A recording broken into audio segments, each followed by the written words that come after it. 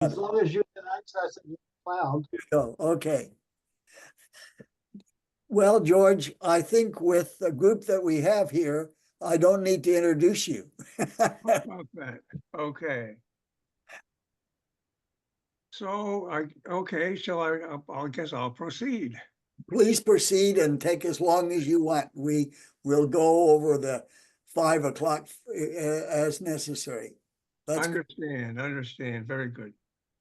So when I was studying economics, it became clear to me that the idea that markets were going to be the solution to everything, that relying on free markets was all you needed, was simply not true because not all the choices were on the table. You can't walk into a grocery store and buy world peace or reduce infant or maternal mortality or end hunger or protect the environment. These public goods require community action. So, Kate Rayworth developed an economic model which goes beyond simple reliance on the free markets. Her model shows the global issues which should be addressed to take fully responsible decisions. Rayworth's donut economics used the Sustainable Development Goals for the hole in the donut to show what needed to be done so that everyone could live a full life. And she used planetary boundaries for the outside of the donut. And I'll be explaining to you about planetary boundaries. In 2009, Johan Rockström of the Resilience Institute in Sweden did a paper that showed 9 things that could go wrong that could possibly do us all in. And those are called planetary boundaries, and they are of a nature that if you get into the range where you're in trouble, and it can at any time do you in. So I've adapted that model for a safe space for religious freedom. So our donut is that safe space for religious freedom. And the hole in the donut has 2 aspects. One is nation states that are a threat to religious freedom. And the other is global situations, which are, I'll cover by giving you an update on where we stand with the Sustainable Development Goals. So the U.S. Commission on Religious Freedom was established by the International Religious Freedom Act of 1998, as amended by the Frank R. Wolf International Religious Freedom Act of 2016. And the commission has offices in Washington on North Capitol Street, and is funded by the federal government. So there are 9 commissioners chaired by Nuri Turkel and a professional staff of 20 with Erin Singh Chinook as executive director. So there's 20 people who are looking at nations around the globe to see what they're doing about religious freedom.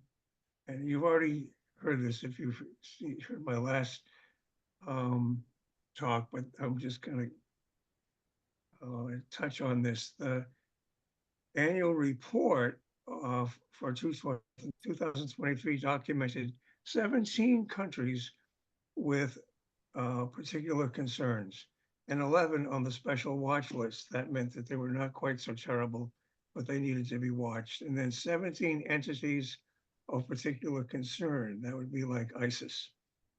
And during 2022, the U.S. Commission on International Religious Freedom issued 33 reports, held 8 hearings, and produced 42 podcasts.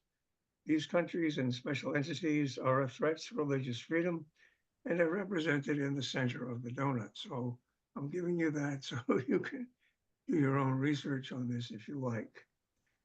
Now the 17 Sustainable Development Goals follow the 8 Millennium Development Goals.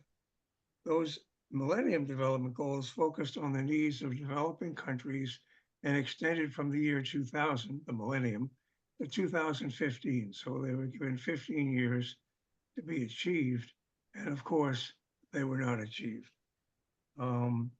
So they were followed by the Sustainable Development Goals. The concept of sustainability was expanded beyond just environmental issues to include, that's my kitty Mick, to include economic well-being and social well-being. And this was explained by Jeffrey Sachs in his book, The Age of Sustainable Development. Millions were consulted by the United Nations in developing these Sustainable Development Goals. They expanded from 8 to 17, and there are 169 targets to improve accountability for these goals. So I rely on the Sustainable Development Solutions Network for information, and the UNSDSN.org is the website where you too can become an expert, such as I am. The report is their ninth, and they want it referred to as Sachs, LaFortune, and Fuller, the SDGs, and the UN Summit of the Future Sustainable Development Report 2024. Now, that Summit of the Future that is coming up at the United Nations, it's a huge meeting in the fall, and a lot of people are hoping that it will initiate a reform of the UN institution and possibly not just strengthen it, but create some new possibilities.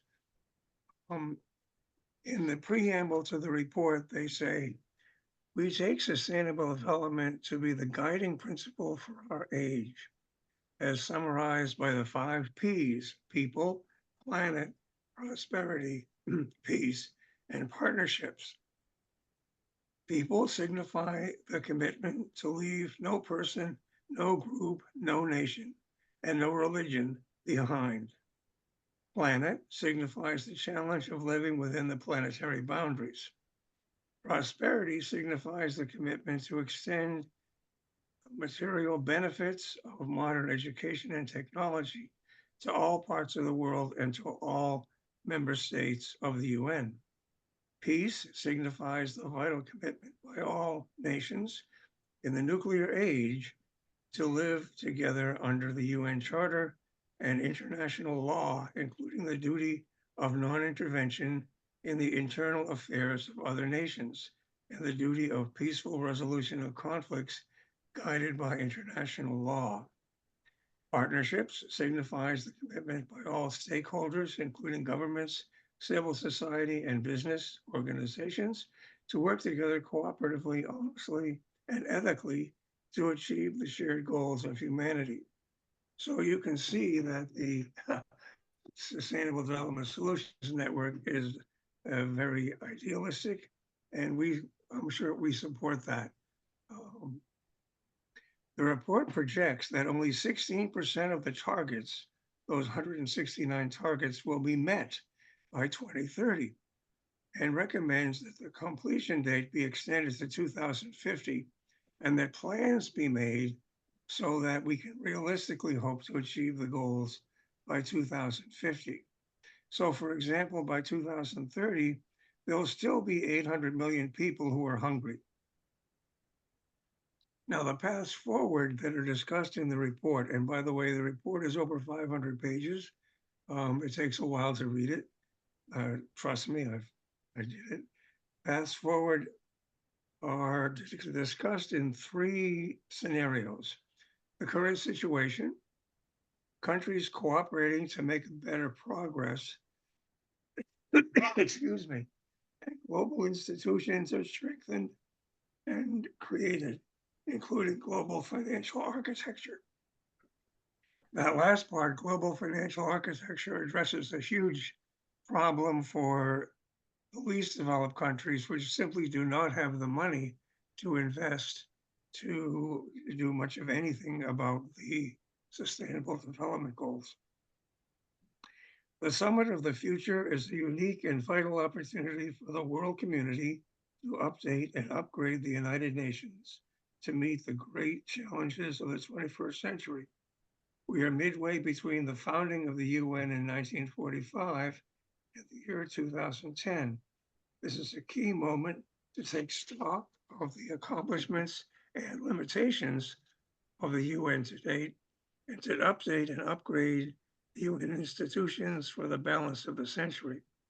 The UN Sustainable Development Solutions Network is pleased to present the recommendations for United Nations 2.0 as a contribution to the upcoming summit. This statement and the work of many individuals listed at the end of this statement. And I can tell you that there are about 100 people who are listed, eminent persons who have been working with Jeffrey Sachs. Jeffrey Sachs has been in leadership in this area for many years, starting with his work with Kofi Annan. Pardon me. I'm hopeful that my voice will last, but it's tricky, isn't it? So these are the things that they're asking of the Summit of the Future. The Sustainable Development Goal agenda should remain the core of the global cooperation until 2050. The Sustainable Development Agenda should be properly financed, and that's, of course, the global financial architecture. Countries and regions should produce medium-term sustainable development strategies. So instead of just kind of floundering around, not admitting that we have an issue, we actually come up with a strategy in various contexts. The principles of non-intervention should be reinforced and extended. Now, for example, having a member of the Security Council attacking another country might be an example of that not working at the moment. The UN Security Council and other UN agencies should be strengthened to keep the peace and sustain the security of member states, kind of on the same point. The nuclear powers should return to the process of nuclear disarmament. Systematic monitoring of UN-based multilateralism should take place. As it turns out, in their ranking of countries, the US comes in at the bottom in terms of multilateralism. Enhancing the multilateral governance of technological risks. So things like IA should have a global approach to making sure that it doesn't become a dangerous thing. Universal access to vital technologies, universal access to R&D capacities and platforms, universal education for sustainable development and global citizenship, a council of youth and future generations. There should be the establishment of the UN Parliamentary Assembly, and other UN subsidiary bodies should be established. And there's a whole slew of those, and out of respect for my voice, I'm not going to go into that, but it covers indigenous peoples, the Council of Cities, Council of Regions, Council of Culture, Council of Youth and Future Generations, and basically an environmental council. The Security Council should be reformed in membership and powers. So, for example, there are many very large countries like India or parts of the world like South America and Africa that simply are not represented on the Security Council, and that in the way that the 5 permanent members are, and that has been a subject for debate for some time now. So, okay. I'm going to give you some of the specifics on sustainable development goals. For the goal of no poverty, we still have 7.5% of people on the planet who are below $2.15 a day in income. And if you extend that to $3.65 a day, it goes up to 14.6%. So you can see that there's a good portion of people at the bottom. As for the goal on zero hunger, the prevalence of stunting in children under 5 years of age is about 20%. The prevalence of wasting in children under 5 years of age is 7%. Now, The Economist recently had an article about how this affects children's mental capabilities and how many points and IQ points it produces when they go through this in the first 1,000 days of their existence. And it points out that for $2 billion, which amounts to 0.25% of global product, that could be addressed effectively.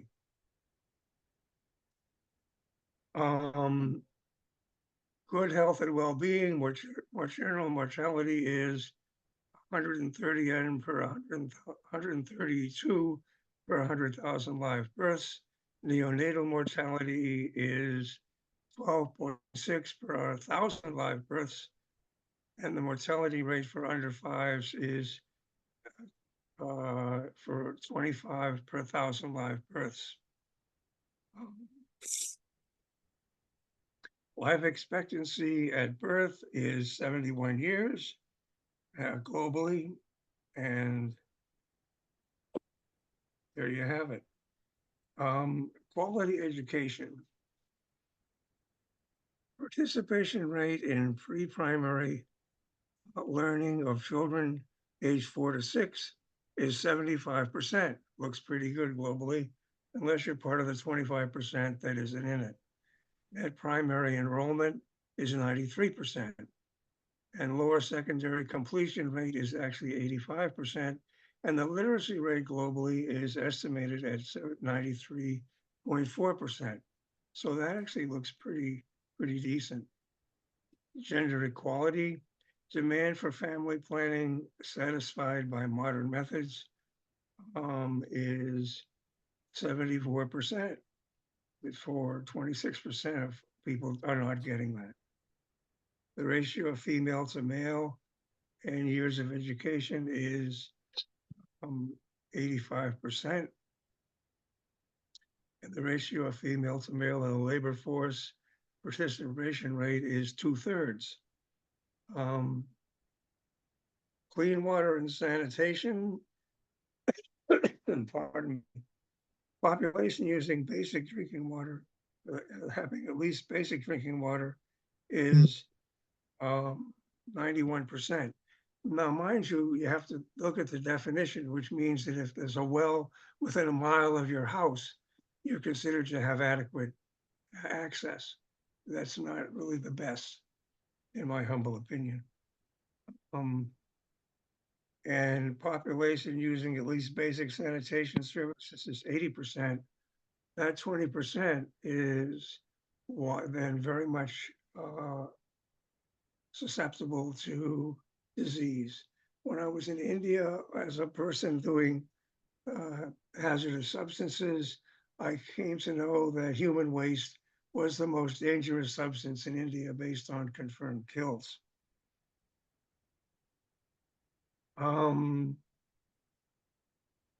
Let's see now. You can look at the report and get the other details. And I'm going to move on to the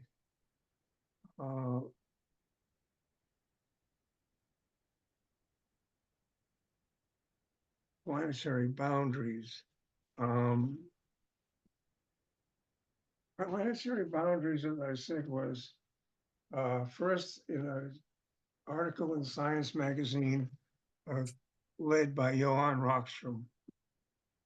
And he pointed out 9 areas, excuse me, where we were going to be in trouble. And of course, climate is one of the most important areas.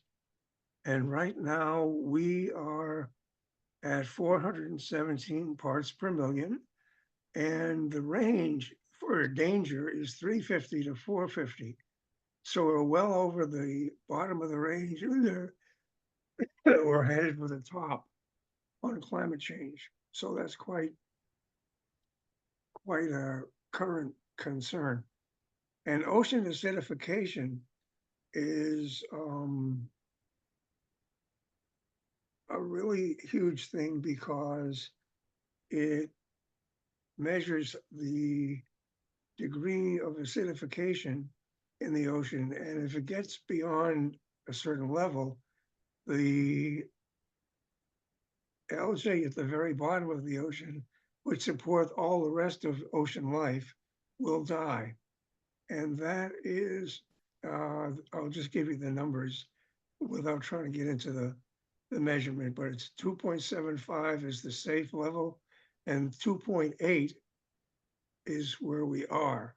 So we're beyond that already. So we're risking huge upset to the food supply and to ocean life with ocean acidification. And the other area where we're really out of whack is in the nitrogen cycle. And in the nitrogen cycle, the safe level is 82 teragrams, and we're at 190 teragrams of stuff going into the ocean. So I'm going to bow to the gods and let folks ask questions. That's a bit of a shortened presentation, thanks to the inadequacies of my voice. Okay. John, you're muted.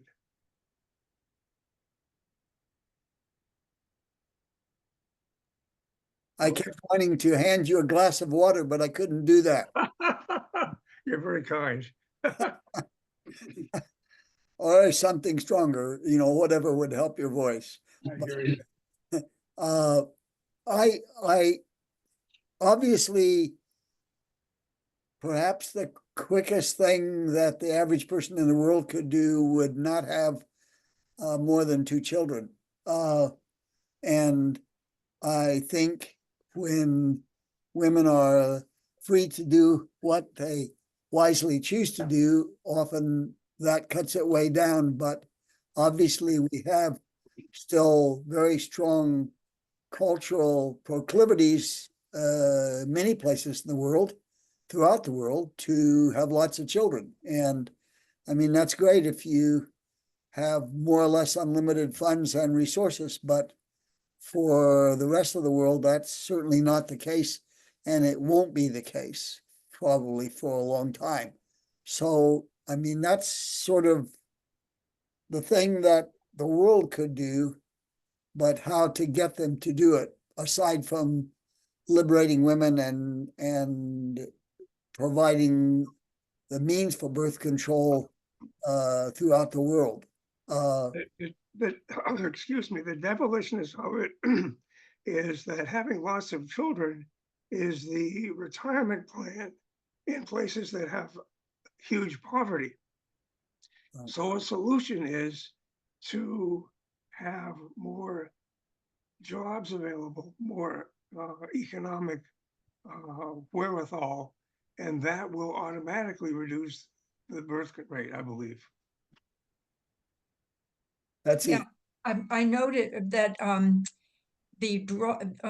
what I don't know what the organization is called, but they've done this project drawdown, and they've come up with 84 things that can be done with current technology to save the environment and the climate. And they don't mention restricting births, but they do say that you can choose, it's not like you have to do all 84 to win, let's call it win. But you can do some of them. And their analysis showed that if you educate women and give them the power to control their own bodies, that could take care of 40% of the problem, of the challenge Wow. that we have. So, that's probably is another way of looking at the same thing, but I think, it's similar to what you were saying, John, but maybe, I guess telling people have fewer children, is, that's hard to hear for a lot of people. So this is another way of looking at it, and if people get to make their own choice. But, there are just basic things that our government and other governments could do to get rid of fossil fuels, and that would take care of a huge amount of it. That's where I am totally focused. Well, I'd like to confess that in my community, what people are doing is not using plastic straws. And Yeah. that's a good example of how individuals really can't do effective things as effective as governments can, as you point out. Governments in the US, we have a huge subsidy for fossil fuels in our tax code. And we have a huge subsidy for unsustainable agriculture in our tax code, in our federal budget. And it takes that kind of community action to make a big difference. Stephen, Yeah, George, that was a great presentation. The end was a bummer.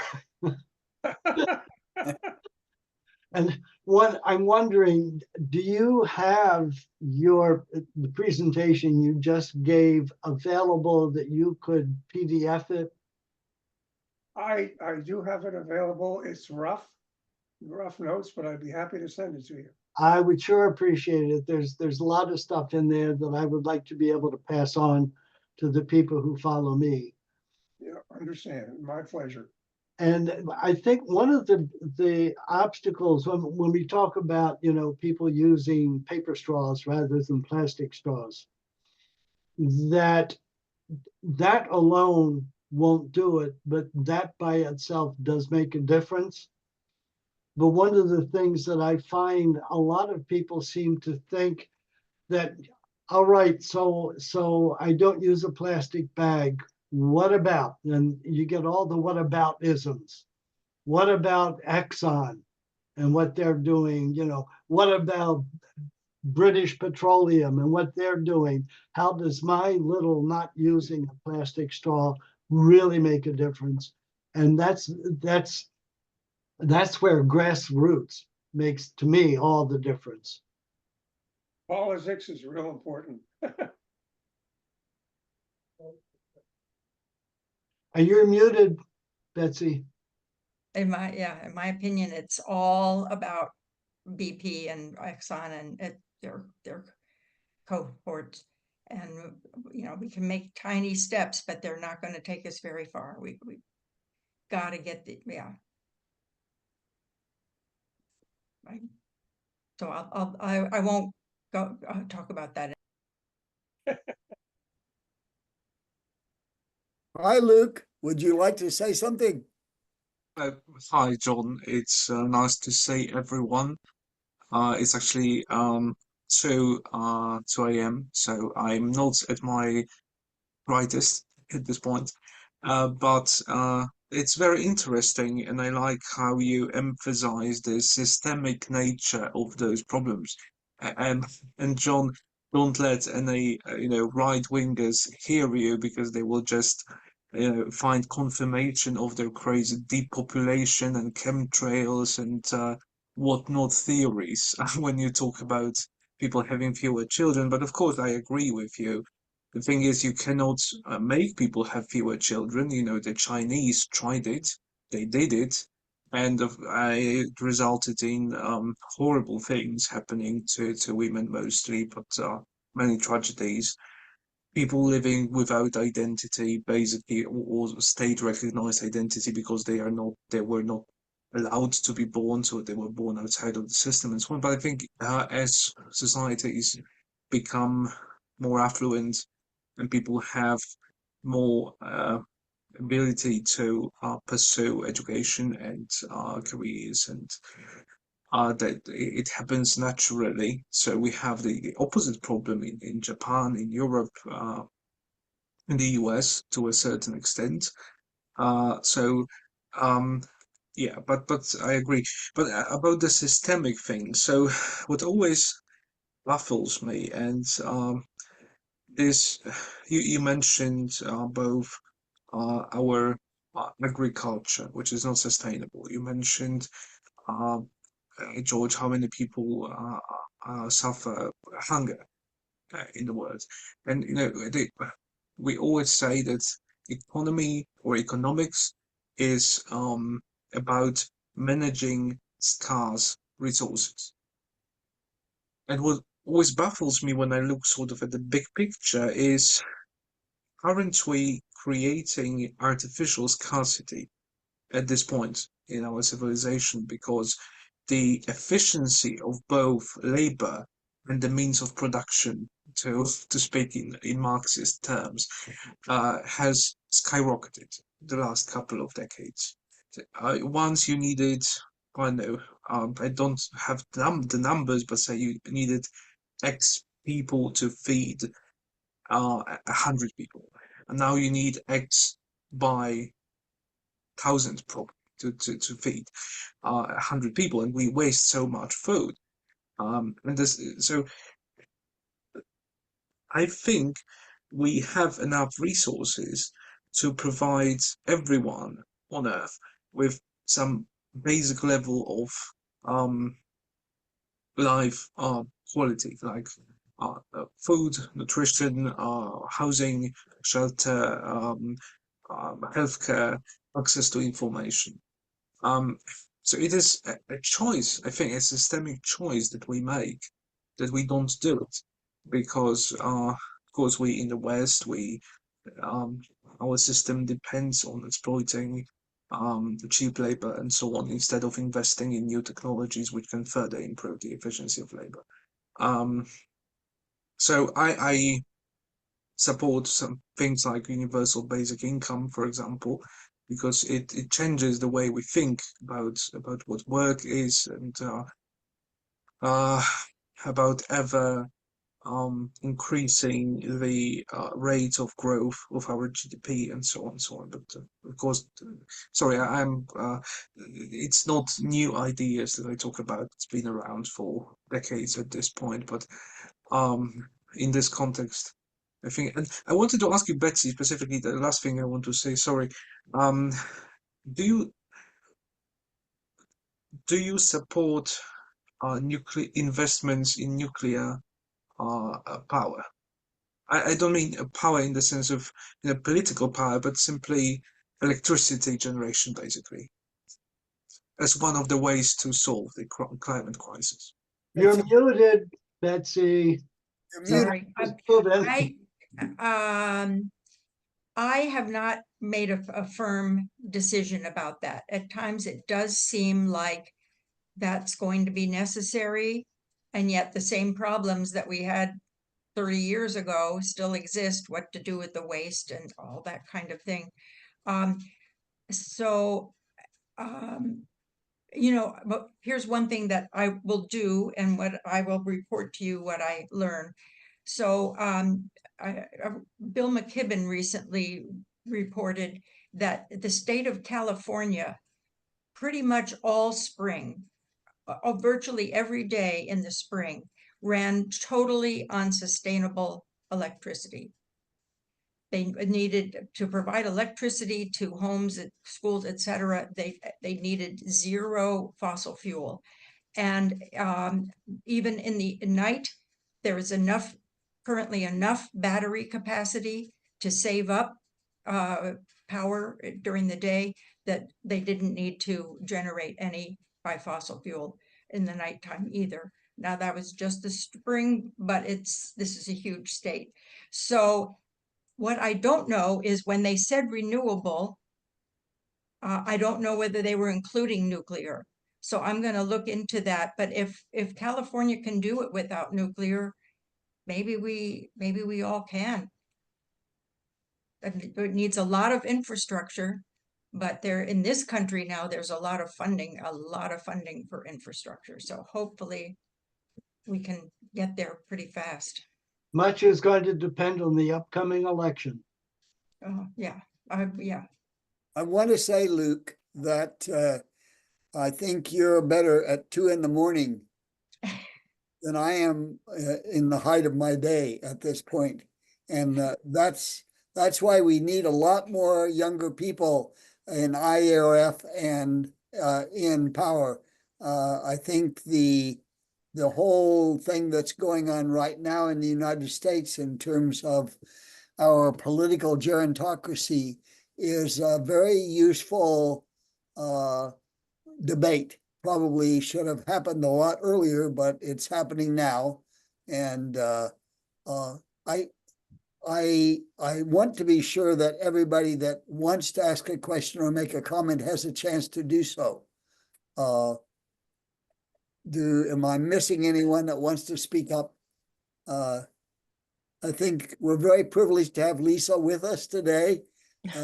She probably was more concerned about her dad's voice than I was even. I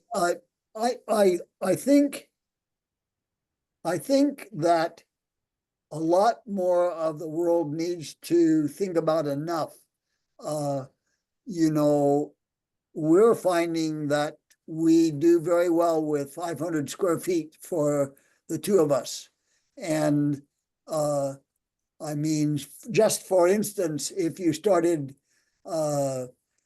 charging people taxes on the basis of how many square feet they had, probably would change the housing market remarkably in a short period of time. So I guess I feel like on the macro level, we really need to go international, as I think George is basically pointing out. And that means probably some ways overwhelming nationalism and really empowering international agencies and international groups, like the European Union. I think the European Union is a great example. And of course, right now it looks like it's also somewhat under attack. So there's always these counter movements. But I think on the macro level, some of that has to happen. Certainly environmentally, that's the way it will be, will succeed. I mean, we have to succeed together. You can't have one nation doing one thing and another nation going the opposite direction. But I think some way we also need a change of consciousness.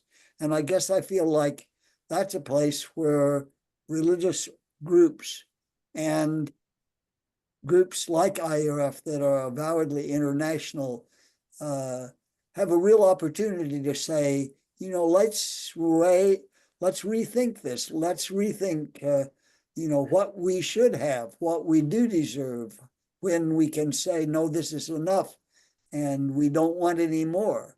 And I am no better than anybody else at that. I love all the fresh fruits and I buy them because I can afford to buy them, but and vegetables. But that's probably means that it's changing the economy in Chile in the winter and so on and so forth. So that seems to me some of the things that we have to struggle with, and maybe IRF can struggle with. Are there other questions or comments? Next month, the speaker is going to be my son. His training was at Stanford in environmental engineering, and he now works for Rewiring America, which got part of the huge recent legislation grant.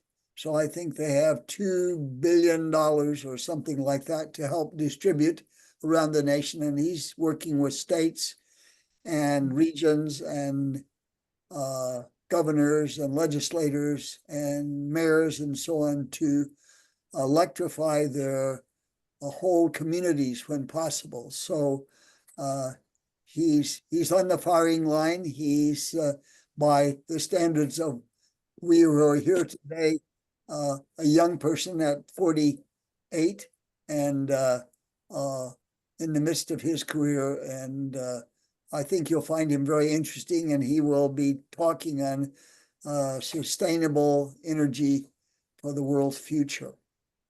John, Yes. what exactly is the scope of rewiring? That sounds like everybody gets a wire. I mean, Well, I mean, part of it is simply helping places that aren't electrifying to electrify. His organization, I think, is not so much involved in actually, deciding whether it would be nuclear or geothermal or wind power or these things. That's not the emphasis of their organization. They're really working with public political figures, trying to get legislative change and systems change at a local and regional and state level. But Cooney, turn on, Tony, you're muted. unmute. Yeah, I'm sorry. Is that starting from 8 o'clock or 8:30? I'm sorry, no. 4 o'clock or 4:30? Next time, it's going to be 4 to 5 Pacific time. So Yeah, whenever it is. I just one question, I live in the Midwest, not East Coast and West Coast. Right. Midwest is so cold. Come from the Vice President Vance, so called the last belt, last blue belt, So that's why United Nations or such an idea is very far from grassroots. Of course, college, university, yes, we are talking about. But grassroots people, those are last blue belt or last, such a Midwest, the Trump area.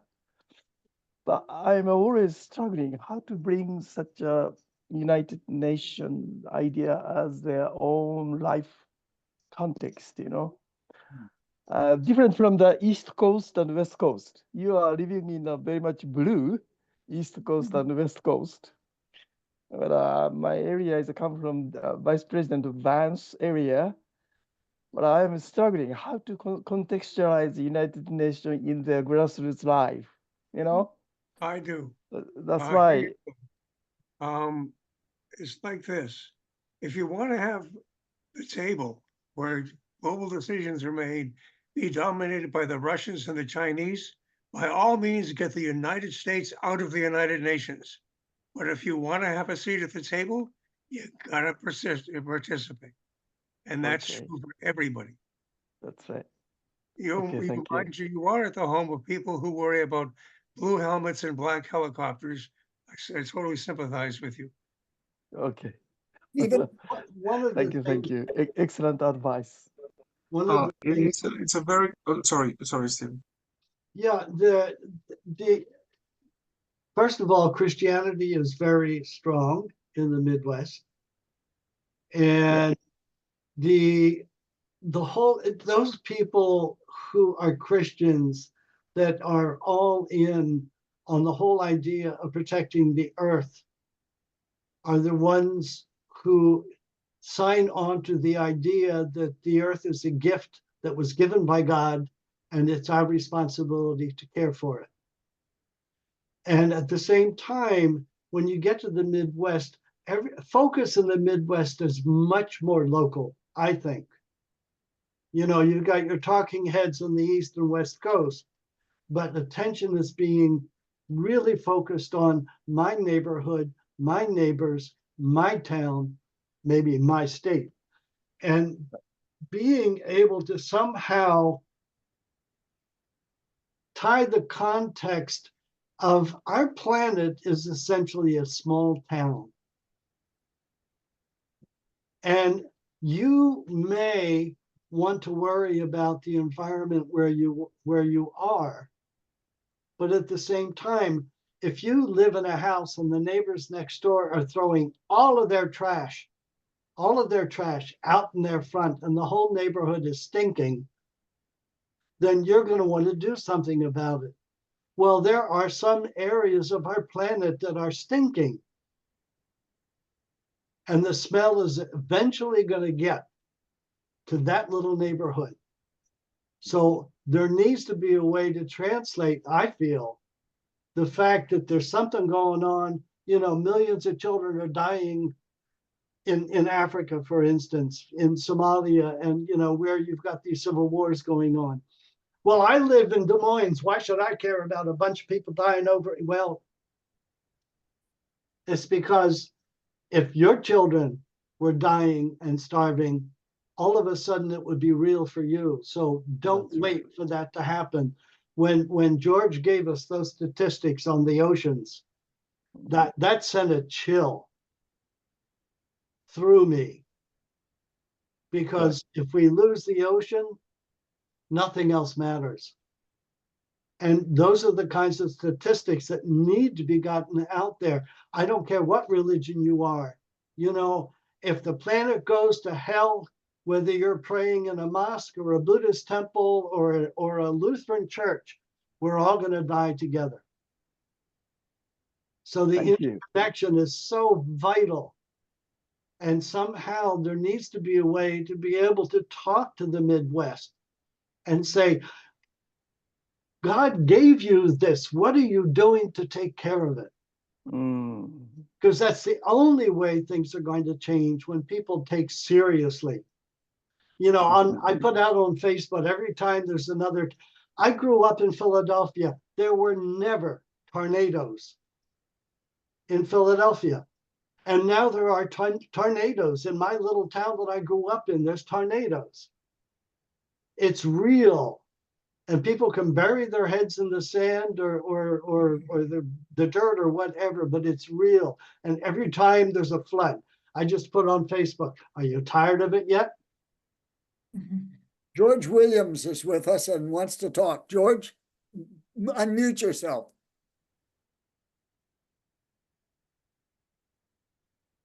Hello, everyone. I'm sorry. I was at a meeting downtown on Hawaiian worship access issues, and I got back late, and I really see that I missed a very important and George, you must have really presented a great meeting, because you got everybody going in dialogue right now. My apologies. Glad you're here, though, George, Yeah, our international president. that's right. Cooney, I just wanted to remind you that you don't have to get too far off the big cities or the suburbs in California or any place else to find people very much like you find them in your state. And Okay. of course, I grew up in Kansas, and darn it, in my little Kansas town, there were internationalists. So, and I think that's a thing where we have a big plus, because we do have immigrants. They are spread out throughout the country. Mm. They really have affected people's understanding, I think. And, so you're very likely to interact with people from very different cultures in our culture. And that gives us an advantage, really, over a culture where there's just one kind of person. And that's true in Iowa now, or Kansas, as it is in California. They're in such masses, but they're there. Thank you.